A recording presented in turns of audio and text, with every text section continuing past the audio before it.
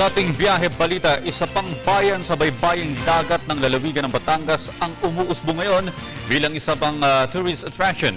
Ito ang Lobo Town. Dahil sa nakakaakit na ganda ng kapaligiran nito, unti-unti na itong dinarayo ng mga bakasyonista. Narito ang report. Ang bayan ng Lobo ay isa sa mga lugar kung saan mababatid ang importansya at ganda ng kalikasan. Umuusbong ang bayan na ito bilang tampok na destinasyon sa probinsya ng Batangas na may potensyal na maging kilalang ecotourist destination. Mayaman ang bayan ng Lobo sa atis at sampalok at napakaraming mga magagandang dalampasigan at tanawin. Isa sa tampok na atraksyon sa Lobo ay ang 56 na talampakan na Malabrigo Lighthouse. Isang Chinese contractor na nagngangalang Jose Garcia ang nagtayo ng lighthouse noong 1896. Mula noon ay nagsilbi itong liwanag para sa mga naglalayag sa Isla Verde Passage. Noong 2006 ay opisyal na idiniklara ito bilang historical landmark.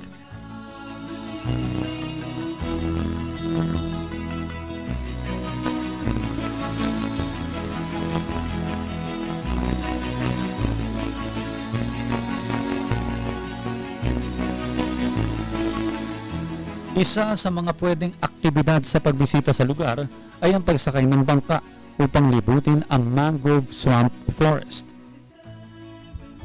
Ito ang ipinagmamalaking bakawan o yung mga mangroves ng Lobo, Batangas. Ito po yung Verde Island Passage kung saan pag binaybay mo ito, 10 barangay ang nasasakupan ng Verde Island Passage. Ito rin ang pangunahing pinagkukunan ng yamang dagat ng mga taga Lobo. May budget na tayong 900 million connecting San Juan, Lobo, and Batangas City. So dito na tayo dadaan sa coastal, magkakaroon dyan ng biyaheng bus na siyang magpapaunod sa turismo at nandiyan natin makita ang mga first class hotels and resort. Yan ang plano na.